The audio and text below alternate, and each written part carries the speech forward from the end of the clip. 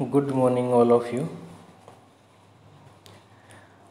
आज हम बात कर रहे हैं दबाव समूह के बारे में।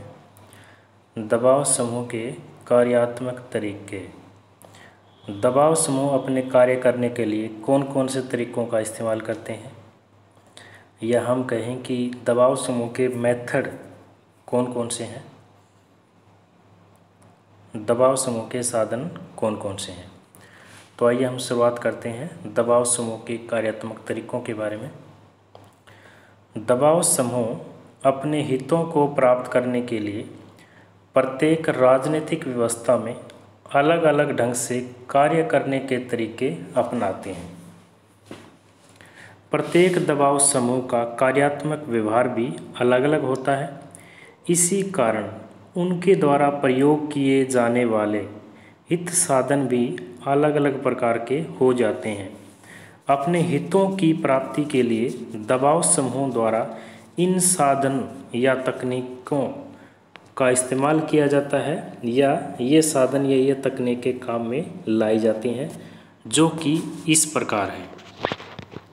दबाव समूह के साधन में पहला नाम आता है लॉबिंग का। लॉबिंग में क्या है? सार्वजनिक नीति को प्रभावित करने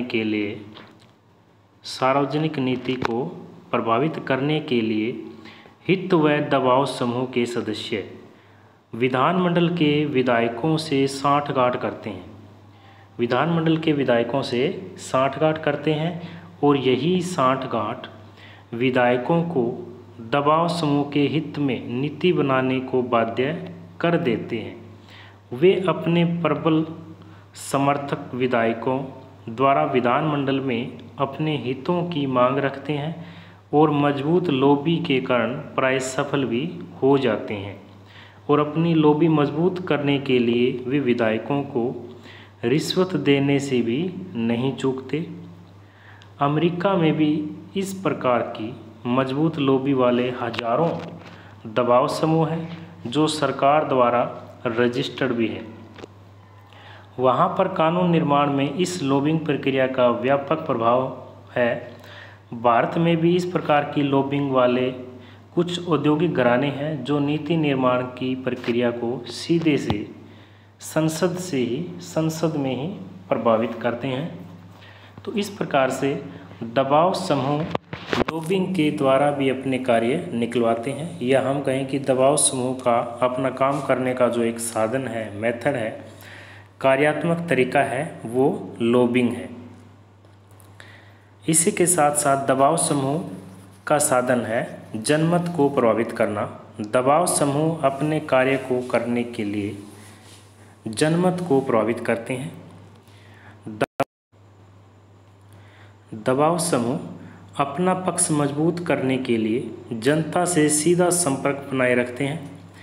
अपनी वाक्पटुता के बल पर इनके सदस्य जनमानस में अपनी समस्याओं का प्रचार करते हैं, ताकि जनता की सहानुभूति भी प्राप्त की जा सके।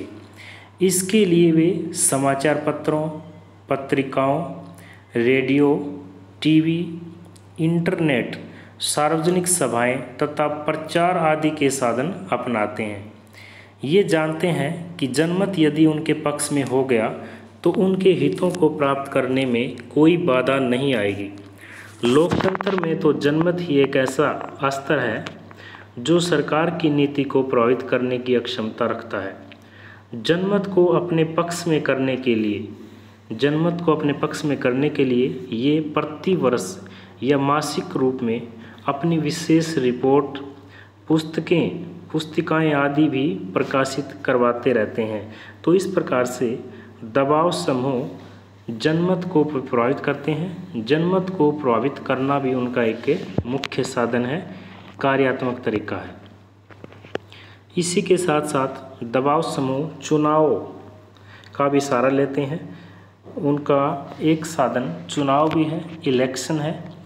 यद्यपि कोई भी दबाव समूह चुनाव में न तो प्रत्यक्ष रूप से अपने उम्मीदवार खड़ा करता है और न ही सरकार में शामिल होने की उनकी कोई लालसा है, लेकिन अप्रत्यक्ष रूप से प्रत्येक दबाव समूह चुनावी प्रक्रिया को प्रभावित करने का प्रयास करता है। सभी दबाव समूह चुनाव के समय अपने सहयोगी राजनीतिक दल को आर्थिक मदद भी देते हैं और चुनाव प्रचार में सहयोगी दलों के प्रत्याशियों के पक्ष में प्रचार भी करते हैं। उनकी सदैव यही इच्छा रहती है कि उनके समर्थक दल ने ही संसद में जाकर सरकार बनाए ताकि उनके हितों का पूरा सम्मान हो सके, उनके हित सफल हो सकें। उनका चुनावी कार्यक्रम पर्दे के पीछे से ही चलता है। उन्हें पता होता है कि यदि किसी दल या उम्मीदवार का खुला समर्थन किया गया तो कालांतर में आने वाले समय में उस दल को सरकार में प्रभाव स्वात होते ही उनको ही अधिक हानि होगी। कई बार तो वे टिकट वितरण में भी अहम भूमिका निभाते हैं।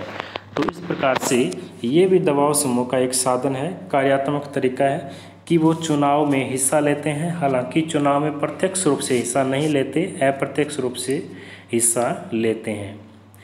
इसी के साथ साथ विधायकों को भी प्रभावित करते हैं, विधायिका को भी प्रभावित करना इनका एक मुख्य साधन है, कार्यात्मक तरीका है। दबाव समूह चुनाव में राजनीतिक दलों की सहायता इसी कारण करते हैं ताकि विधायिका में उनके हितों का ख्याल रखने वाले पहुंच जाएं। वे संसदीय दल के व्यक्तियों के नामजद होने से सरकार में पहुंचने तक उनका पूरा ख्याल रखते हैं। विधायिका को प्रभावित करने के लिए तरीके प्रत्येक राजनीतिक व्यवस्था में अलग अलग होते हैं।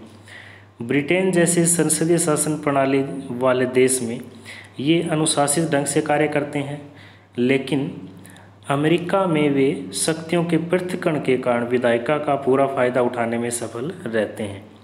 वहाँ पर दल के सचेतकों द्वारा विधायकों पर कठोर नियंत्रण न होने के कारण वे रिश्वत आदि साधनों द्वारा अपना काम आसानी से निकाल लेते हैं। इस प्रकार से दबाव समूह की ये भी कार्यात्मक प्रणाली है कि वो विधायिका को प्रभावित करते हैं। इसी के साथ साथ कार्यपालिका पर भी दबाव बनाते हैं, ये भी उनका एक साधन है। दबाव समूह का एक साधन ये भी है कि कार्यपालिका पर भी पूरा दबाव बनाते हैं।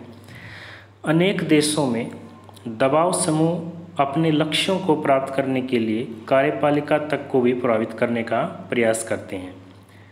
अध्यक्षात्मक देशों में ये राष्ट्रपति के चुनाव में पूरा समर्थन करते हैं और अपना पैसा पाने की तरह बात देते हैं। अमेरिका के राष्ट्रपति के चुनाव में दबाव समूह की अहम सक्रियता रहती है। संसदीय सरकार वाले देशों में वे विधायिका के माध्यम से ही कार्यपालिका को प्रभावित करने के प्रयास करते हैं। इन देशों में उत्तरदायी सरकार होने के कारण चुने हुए विधायिकाओं को सत्गन प्रस्तावों, ध्यानाकर्षण प्रस्तावों, निंदा प्रस्तावों आदि द्वारा मंत्रियों को प्रभावित करने पर जोर डालते हैं और यहाँ तक कि मजबूर कर देते हैं कि उनके हितों को बढ़ावा देने वाली नीति को ही क्रियान्वित किया जाए, लागू किया जाए। तो इस प्रकार से कार्यपालिका पर दबाव भी दबाव समूह का एक कार्यात्मक तरीका है। ये भी दबाव समूह का एक साधन है कि वो कार्यपालिका पर दबाव बनाते हैं और अपने हितों को लागू करने का प्रयत्न करते हैं। इसी के साथ साथ नौकरशाही को भी प्रभावित करते हैं। दबाव समूह का ये भी कार्यात्मक तरीका है कि वो नौकरशाही को प्रभावित करते हैं। दबाव समूह अपने हितों के लिए अधिकारी तंत्र से भी साठगांठ रखते हैं। आज राजनीतिक प्रक्रिया में निर्णयों और नीतियों को गति देने में यह नौकरशाही तंत्र की अहम भूमिका निभाता है। विभिन्न सरकारी विभागों द्वारा नीति निर्माण के लिए भेजी जाने वाली सूचनाएं इस अधिकारी तंत्र के हाथों से गुजरती है। नौकरशाही ही कार्यपालिका व विधायिका को आवश्यक नीति निर्माण के आंकड़े उपलब्ध कराती है। भारत जैसे देशों में तो नौकरशाही कार्यपालिका के साथ इतनी अधिक उलझी हुई है कि कई बार लोग नौकरशाही को ही कार्यपालिका समझ बैठते हैं। नौकरशाही को अपने वश में करने के लिए दबाव समूह बेईमानी, घूसखोरी, भाई भतीजावाद जैसे साधनों का भी प्रयोग करते हैं। यद्यपि नौकरशाही पर दबाव समूह का प्रभाव सभी देशों में बराबर नहीं है। इस प्रकार से दबाव समूह का ये भी एक कार्यात्मक तरीका है, ये भी एक साधन है कि वो नौकरशाही को प्रभावित करते हैं और नौकरशाही को प्रभावित करने के लिए अनेक हथकंडे भी अपनाते हैं और नौकरशाही को प्रभावित कर अपने कार्य भी दबाव समूह निकलवाते हैं। इसी के साथ साथ न्यायपालिका को प्रभावित करना, यह भी दबाव समूह का एक कार्यात्मक तरीका है कि वो न्यायपालिका को भी प्रभावित करते हैं। दबाव समूह न्यायपालिका को विधायिका तथा कार्यपालिका के माध्यम से प्रभावित करने की बजाय न्यायाधीशों की नियुक्ति के समय ही कार्यपालिका पर दबाव बनाना शुरू कर देते हैं। अमेरिका और भारत में कार्यपालिका पर इस तरह का दबाव कई अवसरों पर देखा गया है। न्यायपालिका को दूर से ही प्रभावित करने का अधिक प्रयास रखते हैं, क्योंकि न्यायाधीशों का कार्यपालिका तथा विधायिका की तरह चुनाव नहीं होता। अहिंसात्मक साधनों द्वारा न तो न्यायपालिका को प्रभावित करना उपेक्षित है और न ही संवैधानिक है। इसीलिए वे अपने हितों के लिए कार्यपालिका तथा विधायिका द्वारा निर्मित कानूनों को अवैध घोषित करवाने के लिए न्यायपालिका की ही शरण लेते हैं। वे पत्र पत्रिकाओं में लेख छापकर, समाचार पत्रों में अपने विचार देकर न्यायाधीशों के मनों को प्रभावित करने के प्रयास भी करते रहते हैं। तो इस प्रकार से दबाव समूह का ये भी साधन है कि न्यायपालिका को प्रभावित करना। न्यायपालिका को प्रभावित करना भी दबाव समूह का एक कार्यात्मक तरीका है, ताकि वो अपने हितों को प्राप्त कर सके। इसी के साथ साथ हड़ताल, बंद और प्रदर्शन का कार्य भी दबाव समूह करते हैं। ये भी उनका एक साधन है कि दबाव समूह जब अपनी बातें मनवाने में असफल हो जाते हैं तो वे अहिंसात्मक साधनों का प्रयोग करने से भी नहीं चूकते। वे हड़ताल करते हैं और आज जीवन को अस्त व्यस्त कर देते हैं। वे बंद की घोषणा भी करते हैं। कई बार तो वे हड़ताल में विपक्षी दल के विधायकों व समर्थकों तक को भी शामिल करते हैं। अपनी बात सरकार से मनवाने के लिए वे व्यापक स्तर पर प्रदर्शन भी करते हैं और कई बार मंत्रियों तक का भी घेराव करते हैं। इन सभी गैर कानूनी उपायों का प्रयोग करके वे सरकार पर दबाव बनाना चाहते हैं। इन साधनों के सफल रहने पर वे अपने उद्देश्यों में भी कामयाब हो जाते हैं। भारत में इस तरह के साधन दबाव समूह द्वारा आमतौर पर प्रयोग किए जाते हैं। इस प्रकार से दबाव समूह का ये भी साधन है कि वो हड़ताल का भी सहारा लेते हैं, प्रदर्शन का भी सहारा लेते हैं, ताकि उनकी बात, उनके जो हित है वो सफल हो, सिद्ध हो। इसी के साथ साथ प्रचार करना, ये भी दबाव समूह का एक मुख्य साधन है कि दबाव समूह प्रचार भी करते हैं। दबाव समूह अपने पक्ष में जनमत को तैयार करने के लिए तथा सरकार का ध्यान आकर्षित करने के लिए प्रचार का बहुत ही सहारा लेते हैं। वे समाचार पत्रों, रेडियो, टीवी आदि संचार साधनों पर अपने विचारों का प्रसारण करवाते हैं। कई बार दबाव समूह पत्र पत्रिकाएं भी छपवाते हैं और जनमत को प्रभावित करने के लिए उन्हें निःशुल्क जनता में वितरित करते हैं। उनका प्रभावशाली प्रजातंत्र शासन वर्ग को भविष्य संकटों तक का भी आभास करा देता है। इसी कारण भविष्य में राजनीतिक व्यवस्था को संकट से बचाने के लिए सरकार उनकी बात मान ही लेती है। इस प्रकार से यह भी दबाव समूह का एक मुख्य साधन है कि वो प्रचार भी करते हैं, प्रचार का सहारा भी लेते हैं। इसी के साथ साथ अनुनयन का भी सहारा लेते हैं। ये भी उनका एक कार्यात्मक तरीका है, साधन है। कई बार दबाव समूह सरकार से सीधी बात भी करते हैं और प्रार्थनापूर्वक अपनी समस्याओं भी सामने रखते हैं। सरकार विशाल जनमत के स्वामी होने के नाते उनकी बात को टालने का जोखिम उठाने से बचने का ही प्रयास करती है और प्राय उनकी मांग स्वीकार कर लेती है। इस तरह अनुनय द्वारा भी दबाव समूह अपने हितों की प्राप्ति के प्रयास करते हैं। यदि इस तरीके से उनकी मांग न मानी जाती है तो वे सीधी कार्रवाई या सौदेबाजी के साधनों का प्रयोग करना शुरू कर देते हैं। इस प्रकार से रिक्वेस्ट करके भी, अनुनय के द्वारा भी दबाव समूह अपना कार्य करते हैं। ये भी दबाव समूह का एक मुख्य साधन है, कार्यात्मक तरीका है। गोष्ठियाँ करना, इसी के साथ साथ दबाव समूह गोष्ठियों के द्वारा भी अपना कार्य निकलवाने का काम करते हैं। ये भी दबाव समूह का एक मुख्य साधन है, कार्यात्मक तरीका है, गोष्ठियाँ करना। अनेक दबाव समूह अपने हितों की प्राप्ति के लिए वाद विवाद तथा विचार विमर्श के लिए गोष्ठियों, सेमिनारों, वार्ताओं आदि का आयोजन करके विधायकों तक को भी उन्हें बुलाते हैं, ताकि अपनी समस्या से उन्हें अवगत कराया जा सके। इससे विधायक व नौकरशाही उनकी मांगों के प्रति जागरूक हो जाती है और नीति निर्माण करते समय उनकी बातों पर ध्यान देती है। भारत में दबाव समूह के हितों को लेकर कई बार संसद में प्रश्नकाल के दौरान काफ़ी नोकझोंक होती है। जो विधायक दबाव समूह से अनुग्रहित होते हैं वे उनकी समस्याओं को संसद स्तर में जोर शोर से उठाते हैं। तो ये भी दबाव समूह का एक मुख्य कार्यात्मक तरीका है, मुख्य साधन है कि वो गोष्ठियों का आयोजन भी समय समय पर करते रहते हैं। अन्य साधनों का इस्तेमाल भी दबाव समूह करते हैं। दबाव समूह सरकारी नीति को अपनी इच्छा अनुसार डालने के लिए विधायिका व कार्यपालिका पर कुछ अन्य तरीकों से भी दबाव बनाने का प्रयास करते हैं। भारत में बड़े बड़े औद्योगिक घराने विधायिका, कार्यपालिका, नौकरशाही आदि के रिश्तेदारों, बच्चों आदि को भी अपने उद्योगों में उच्च पद पर बैठा देते हैं। कई बार वे विधायकों, कार्यपालिकाओं तथा नौकरशाही को रिश्वत देने में भी प्रयास करते हैं। वे नौकरशाही को रिटायरमेंट के बाद अपने उद्योगों में उच्च पद देने का वायदा भी करते हैं। इस प्रकार अनेक अनैतिक साधनों से वे सरकारी तंत्र को प्रभावित करने का प्रयास करते हैं। तो इस प्रकार से ये भी दबाव समूह का एक मुख्य साधन है कि दबाव समूह इन साधनों के द्वारा भी अपना कार्य निकलवाने की चेष्टा करते हैं। इस तरह उपरोक्त विवेचन के बाद कहा जा सकता है कि दबाव समूह सरकार को प्रभावित करने के लिए नैतिक तथा अनैतिक, हिंसक तथा अहिंसक, उचित तथा अनुचित सभी प्रकार की तकनीकें बनाते हैं। उनका तो सदैव एक ही ध्येय होता है, एक ही लक्ष्य होता है कि अपने हितों की प्राप्ति के लिए कार्यपालिका, विधायिका पर दबाव दिया जाए, दबाव बनाया जाए। अपने अंतिम विकल्प के तौर पर वे न्यायपालिका की भी शरण लेते हैं।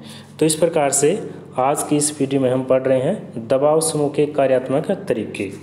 एक बार फिर देख लेते हैं कि दबाव समूह के कार्यात्मक तरीके कौन कौन से हैं। दबाव समूह के कार्यात्मक तरीके या कहें कि दबाव समूह के जो साधन है उसमें पहला हमने पढ़ा लॉबिंग, कि लॉबिंग के द्वारा भी दबाव समूह अपना कार्य निकलवाते हैं। ये भी उनका एक साधन है। जनमत को प्रभावित करना, दबाव समूह जनमत को प्रभावित करते हैं। जनमत भी दबाव समूह का एक मुख्य साधन है, कार्यात्मक तरीका है। चुनाव का सहारा भी लेते हैं, चुनाव को भी प्रभावित करते हैं। हालांकि चुनाव में प्रत्यक्ष रूप से अपना कोई उम्मीदवार खड़ा नहीं करते हैं, लेकिन फिर भी चुनाव में वो हिस्सा लेते हैं। तो ये भी दबाव समूह का एक मुख्य साधन है, कार्यात्मक तरीका है। विधायिका को प्रभावित करना, दबाव समूह का ये भी कार्यात्मक तरीका है कि विधायिका को प्रभावित करते हैं। कार्यपालिका पर दबाव भी दबाव समूह समय समय पर बनाते हैं ताकि उनके जो हित है वो सिद्ध हो। नौकरशाही को प्रभावित करना, इसी के साथ साथ दबाव समूह नौकरशाही का भी प्रभावित करता है ताकि उनके जो कार्य हैं वो सिद्ध हो। न्यायपालिका को प्रभावित करना, दबाव समूह न्यायपालिका को भी प्रभावित करते हैं। ये भी दबाव समूह का एक क्या है, कार्यात्मक तरीका है, साधन है। हड़ताल, बंद और प्रदर्शन, ये भी दबाव समूह का एक कार्यात्मक तरीका है, साधन है। प्रचार करना, दबाव समूह समय समय पर अपना प्रचार भी करते हैं और प्रचार के लिए वो समाचार पत्र, रेडियो, टीवी आदि का सहारा लेते हैं। ये भी दबाव समूह का एक साधन है, कार्यात्मक तरीका है। अनुनय का सहारा भी लेते हैं, रिक्वेस्ट भी करते हैं, रिक्वेस्ट के द्वारा भी दबाव समूह अपने कार्य निकलवाते हैं। ये भी दबाव समूह का एक साधन है। और समय समय पर गोष्ठियों का आयोजन भी दबाव समूह के द्वारा किया जाता है। ये भी दबाव समूह का एक साधन है, कार्यात्मक तरीका है। इसके अलावा और भी बहुत सारे तरीकों को दबाव समूह बनाता है ताकि उनके जो कार्य हैं वो सिद्ध हों।